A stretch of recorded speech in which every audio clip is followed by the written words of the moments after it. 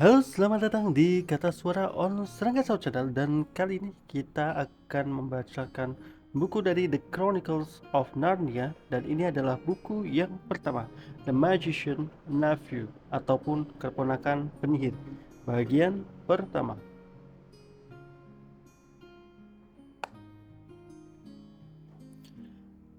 Bagian pertama, bab 1, Pintu yang Salah.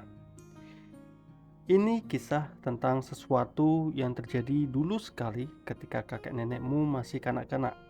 Kisah ini penting karena mengungkapkan bagaimana pertama kali dimulainya berbagai hal bisa keluar masuk dari dunia kita sendiri ke tanah Narnia.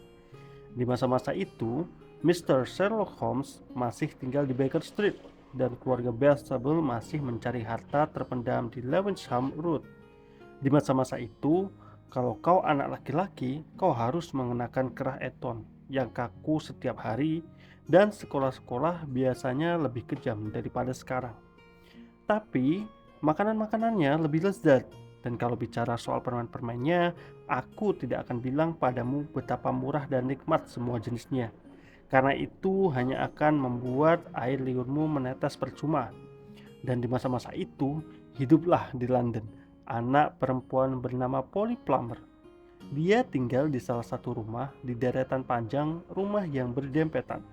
Di suatu pagi, dia sedang berada di kebun belakang ketika seorang anak laki-laki datang berlari dari kebun sebelah dan meletakkan kepalanya di atas pagar tembok. Polly sangatlah terkejut karena hingga saat ini belum pernah ada anak-anak di rumah itu. Hanya Mr. Catterley dan Miss Catterley, kakak beradik, perjaka tua dan perawan tua tinggal bersama. Jadi Polly mendongak, penuh rasa ingin tahu. Wajah anak laki-laki asing itu sangat kotor. Nyaris tidak akan bisa lebih kotor lagi bila dia menggosokkan tangan ke tanah dulu. Menangis keras lalu mengeringkan wajah dengan kedua tangannya. Bahkan sebenarnya bisa dibilang itulah yang baru saja dia lakukan. Halo, sapa Polly. Halo, sapa anak laki-laki itu. Siapa namamu? Polly. Kalau namamu? Eh, Diggory, jawab si anak laki-laki. Wah, namamu aneh sekali, kata Polly. Lebih aneh mana dengan Polly? Kata Diggory. Namamu lebih aneh. Oh, tidak. Yang pasti aku akan mencuci wajahku, kata Polly. Itu perlu kulakukan, terutama setelah. Dia berhenti sejenak. Dia berniat berkata setelah kau menangis lama, tapi dia pikir itu tidak sopan. Baiklah, aku akan mencuci muka, kata Diggory dengan suara yang jauh lebih keras. Seperti anak lelaki yang saking sedihnya tidak peduli siapa saja yang tahu dia habis menangis. Tapi kau juga akan begini, dia melanjutkan. Kalau sepanjang umurmu kau hidup di pedesaan dan memiliki 2 kuda poni, juga sungai di bagian bawah taman, lalu dibawa untuk hidup di gua kumuh mengerikan seperti ini. London bukan gua, kata Polly yakin. Tapi anak lelaki itu terlalu marah untuk mendengarnya. Dia pun melanjutkan. Dan kalau ayahmu berada jauh di India dan kau harus tinggal bersama bibi dan paman yang gila, siapa yang bakal mau? Dan kalau alasannya adalah karena mereka harus menjaga ibumu dan jika ibumu sakit dan akan meninggal, kemudian wajahnya mulai membentuk rupa aneh yang biasa muncul bila kau berusaha menahan air mata. Aku tidak tahu. Maaf ya, kata Polly lembut. Kemudian, karena dia hampir tidak tahu apa yang harus diucapkan dan berusaha mengalihkan pikiran Diggory ke topik-topik mengembirakan, dia bertanya, memangnya Mr. Catterley benar-benar gila ya? Ya, kalau tidak gila, pastinya dia menyimpan misteri lain. Dia punya ruang kerja di lantai atas dan Bibi Letty bilang jangan sekali-kali aku berani ke sana. Nah, itu saja sudah terdengar mencurigakan kan? Kemudian ada satu hal lagi. Setiap kali pamanku berusaha mengatakan apapun padaku saat makan, dia bahkan tidak pernah berusaha bicara pada Bibi Letty, langsung menyuruhnya diam. Dia bilang, tidak perlu mencemaskan anak itu, Andrew, atau aku yakin Diggory pasti tidak mau mendengar tentang itu. Atau kalau tidak, nah, Digeri, tidakkah kau ingin main keluar di taman? Biasanya pamanmu berusaha bicara tentang apa? Aku tidak tahu. Dia tidak pernah bisa bicara banyak. Tapi ada lagi yang lebih membuat penasaran. Suatu malam, bahkan sebenarnya kemarin malam, waktu aku melewati tangga terbawah menuju loteng saat mau pergi tidur, dan biasanya aku tidak pernah terlalu peduli saat melewatinya. Aku yakin aku mendengar teriakan.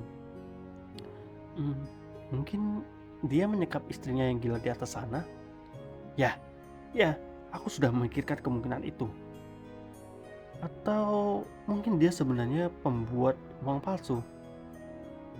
Atau dia mungkin dulunya bajak laut, seperti pria yang ada di bagian awal buku Treasure Island yang selalu bersembunyi dari teman-teman sekapalnya. Seru sekali, kata Polly. Aku tidak pernah menyangka rumahmu begitu menarik. Kau mungkin berpendapat rumah itu menarik, tapi kau tidak bakal menyukainya kalau harus tidur di sana. Apakah kau masih akan menyukainya kalau harus selalu terbaring dalam keadaan terjaga mendengarkan langkah kaki paman Andrew yang mengendap-endap sepanjang koridor menuju rumahmu? Matanya juga mengerikan sekali. Begitulah ceritanya bagaimana Polly dan Diggory bisa saling mengenal. Dan karena saat itu masih permulaan liburan musim panas dan tidak satupun dari mereka yang pergi ke laut tahun itu, mereka bertemu nyaris setiap hari. Sebagian besar alasan dimulainya petualangan mereka adalah karena saat itu musim panas yang paling sering hujan dan dingin yang pernah ada sejak bertahun-tahun. Keadaan ini membuat mereka harus berpuas diri dengan kegiatan-kegiatan di dalam rumah. Bisa dibilang petualangan di dalam rumah. Menakjubkan sekali betapa banyaknya petualangan yang bisa kau lakukan dengan sebongkah lilin di suatu rumah besar atau di deretan rumah. Polly telah lama menemukan bahwa jika kau membuka pintu kecil tertentu di loteng yang berbentuk kotak di rumahnya, kita akan menemukan tempat penyimpanan air dan ruang gelap di belakangnya yang bisa kau masuki dengan sedikit memanjat hati-hati. Ruang gelap itu seperti terowongan panjang dengan dinding bata di satu sisi dan atap curam di sisi lainnya. Di atap, berkas-berkas kecil cahaya menembus di atas antara rongga-rongganya. Tidak ada lantai di terowongan ini. Kita bakal harus melangkah dari kasau ke kasau, dan di antaranya hanya ada plaster. Karena kita menginjak plaster ini, kau akan mendapati dirimu terjatuh dari langit-langit ruangan di bawahnya. Polly menggunakan sebagian kecil terowongan itu, tepat di sebelah tempat penyimpanan air, sebagai gua penyelundup. Dia membawa bagian-bagian peti pakaian tua, beberapa bantalan kursi dapur yang rusak, dan benda-benda sejenis lainnya. Lalu menyebar semua benda itu di atas kasau demi kasau sehingga terbentuk semacam lantai. Disinilah dia menyimpan kotak uang yang berisi berbagai harta dan cerita yang sedang ditulisnya. Lalu biasanya beberapa apel. Dia seringkali diam-diam meminum bir jahe di sana. Botol-botol lamanya membuat tempat itu lebih kelihatan seperti gua penyelundup. Diggory lumayan menyukai gua itu. Polly tidak mengizinkannya melihat cerita yang ditulisnya. Tapi anak lelaki itu lebih suka berpetualang. Polly, kata Diggory, sepanjang apa terowongan itu sebenarnya? Maksudku, apakah terowongan ini berakhir di ujung rumahmu? Tidak, kata Polly. Dinding-dindingnya tidak berakhir hingga atap rumah ini saja, tapi terus memanjang. Aku tidak tahu hingga sejauh apa. Kalau begitu, kita bisa menjelajah sejauh panjangnya deretan rumah ini. Sepertinya begitu. Dan, astaga, apa? Kita bisa masuk ke rumah-rumah lain. Ya, dan dianggap perampok. Tidak, terima kasih. Jangan sok tahu, dengar dulu. Yang ku maksud itu rumah di sebelah rumahmu. Dapat di rumah itu. Rumah itu kosong. Dedi bilang rumah itu selalu kosong sejak kami pindah kemari. Berarti, kurasa kita harus mencoba melihatnya, kata Diggory. Kalau kau mendengarnya berbicara, kau tidak akan menduga sebenarnya dia jauh lebih bersemangat daripada itu. Karena tentu saja dia sedang memikirkan seperti yang juga akan kau lakukan.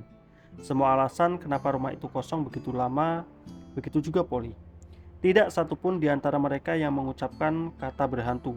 dan keduanya merasa bahwa sekali suatu ide tercetus akan jadi tindakan pengecut bila tidak melakukannya. Jadi, kita coba pergi sana sekarang, tanya Dagger. Baiklah. Tidak usah kalau kau tidak ingin. Aku mau kalau kau juga mau. Bagaimana caranya kita bisa tahu kita sudah ada tepat di rumah sebelah rumahku? Mereka memutuskan harus keluar dari ruang kotak dan berjalan menyeberanginya dengan berjalan sebanyak langkah yang dibutuhkan untuk berpindah dari satu kasau ke kasau lain. Tindakan ini akan bisa memberikan mereka perkiraan ada berapa kasau yang harus dilewati untuk melewati satu ruangan. Kemudian, mereka akan melebihkan kira-kira 4 kasau untuk memperkirakan lorong di antara 2 loteng di rumah Polly. Kemudian, jumlah yang sama dengan ruang kotak untuk kamar tidur pelayan perempuan. Perhitungan ini akan membantu mereka mengira-ngira panjang rumah. Kalau mereka sudah melalui jarak itu sejauh 2 kalinya, mereka akan berada di ujung rumah Daggery. Pintu manapun yang mereka temui setelah itu akan membawa mereka ke loteng rumah kosong tersebut. Tapi kurasa loteng itu tidak akan benar-benar kosong, kata Daggery. Memangnya menurutmu bakal ada apa di sana? Menurutku bakal ada seseorang tinggal secara diam-diam di sana, hanya keluar masuk di malam hari dengan lentera temaram. Kita mungkin akan menemukan geng penjahat yang putus asa dan mendapatkan hadiah untuk penangkapan mereka. Bisa dibilang mustahil sebuah rumah kosong selama bertahun-tahun seperti itu tanpa ada misteri di baliknya. Tapi menurut Dedi pasti pipa-pipanya yang tidak beres. Orang dewasa selalu memikirkan penjelasan-penjelasan yang tidak menarik, kata Daggery. Karena mereka sekarang sedang berbicara di loteng dengan cahaya matahari siang dan bukannya dengan sinar lilin di gua penyelundup. Semakin tidak tampak adanya kemungkinan rumah kosong itu ada hantunya. Ketika selesai mengukur lonteng, mereka harus mengambil pensil dan melakukan penjumlahan. Awalnya mereka berdua mendapatkan hasil yang berbeda, dan bahkan ketika akhirnya mereka sependapat, aku masih belum yakin perhitungan mereka benar. Mereka begitu terburu-buru, ingin segera memulai petualangannya. Kita tidak boleh bersuara, kata Polly ketika mereka manjat lagi ke belakang tempat penyimpanan air.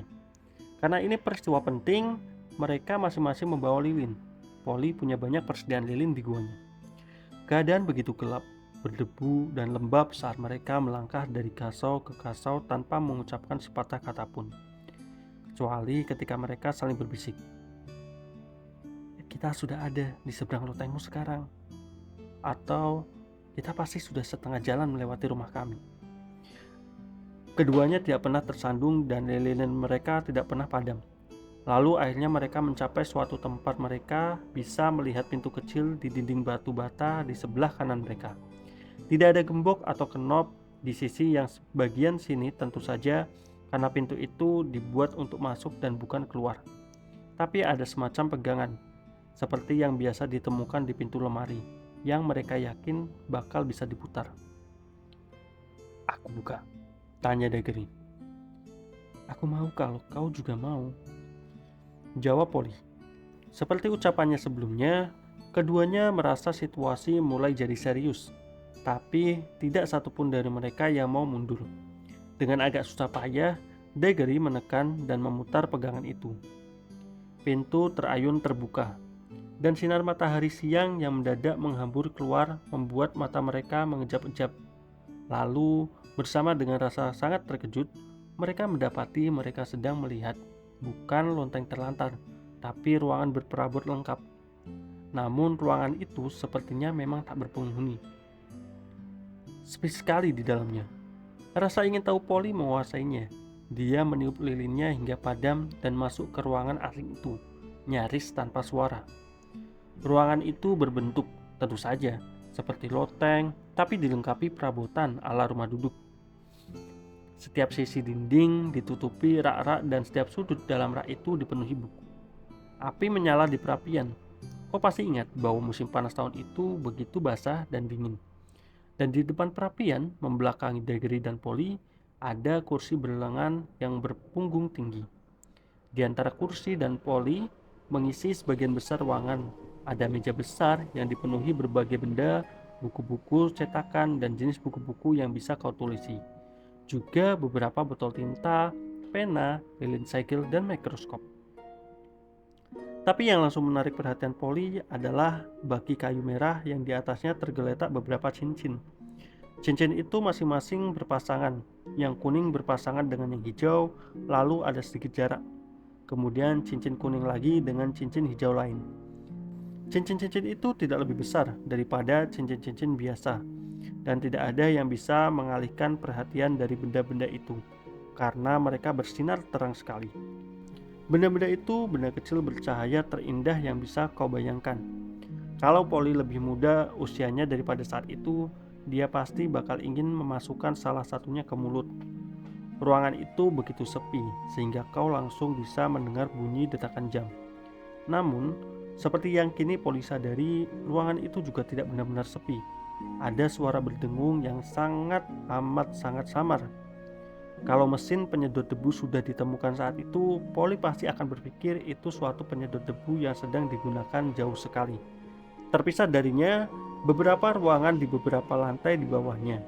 Tapi dengungan itu lebih menyenangkan daripada suara mesin, lebih bernada. Hanya saja begitu samar sehingga kau nyaris tidak bisa mendengarnya.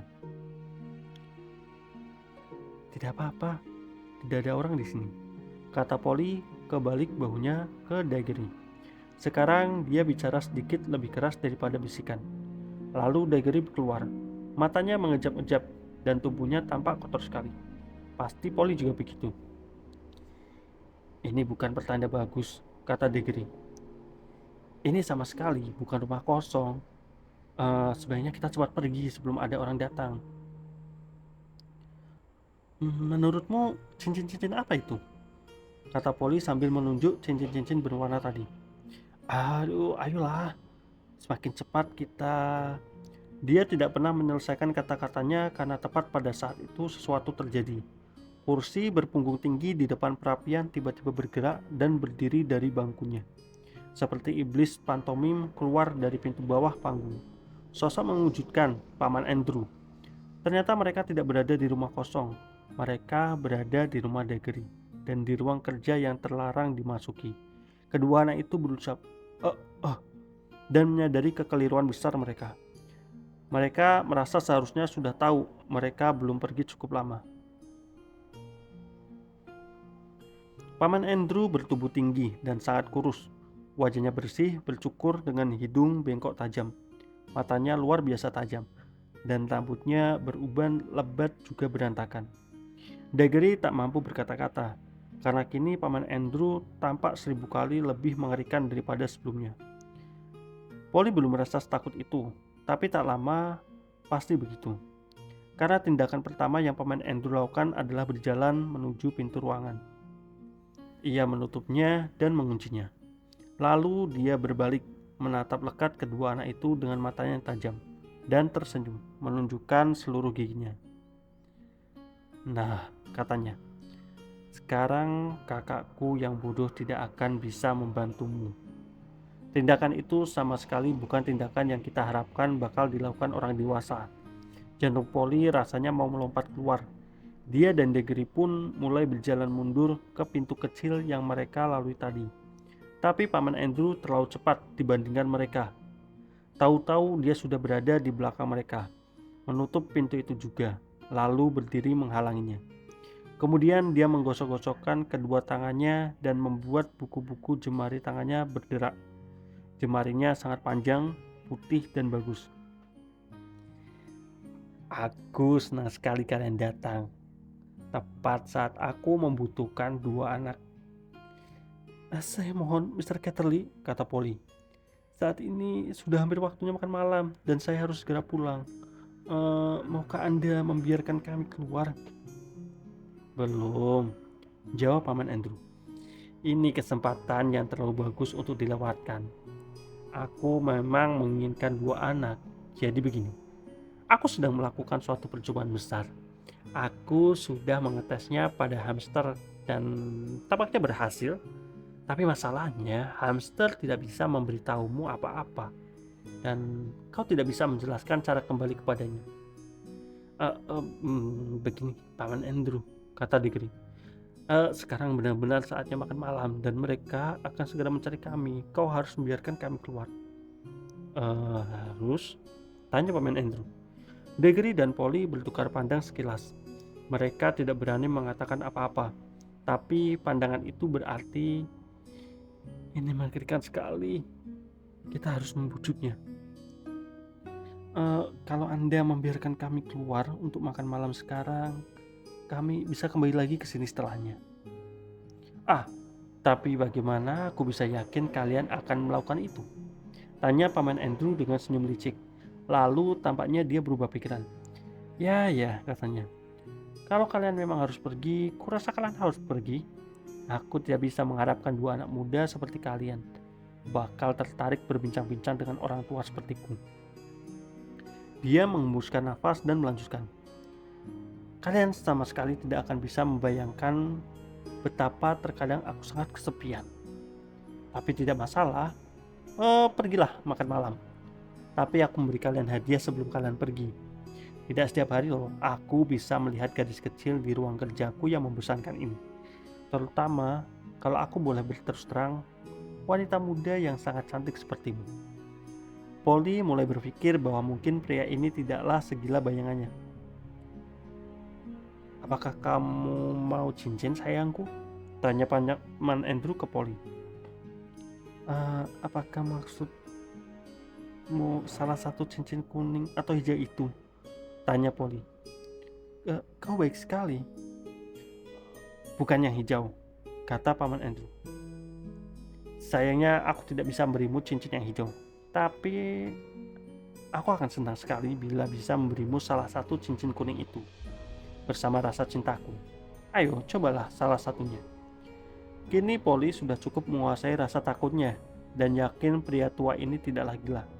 Lagi pula pastinya memang ada sesuatu yang anehnya menarik pada cincin-cincin bersinar terang itu. Dia bergerak mendekati Bucky. Wah, astaga, katanya. Suara dengungan itu terdengar lebih keras di sini. Hampir seolah cincin-cincin inilah yang mengeluarkannya. Hayalanmu indah sekali, sayang, kata Paman Andrew sambil tertawa. Suara tawanya terdengar seperti tawa yang sangat biasa, tapi Diggory sempat melihat ekspresi bersemangat, hampir serakah di wajahnya. Polly, jangan ceroboh, Diggory berteriak. Jangan sentuh cincin-cincin itu. Terlambat, tepat saat Diggory berbicara, tangan Polly terulur untuk menyentuh salah satu cincin itu. Dan mendadak, tanpa kilatan cahaya, suara atau peringatan apapun, Polly menghilang. Hanya tinggal Diggory dan pamannya di ruangan itu.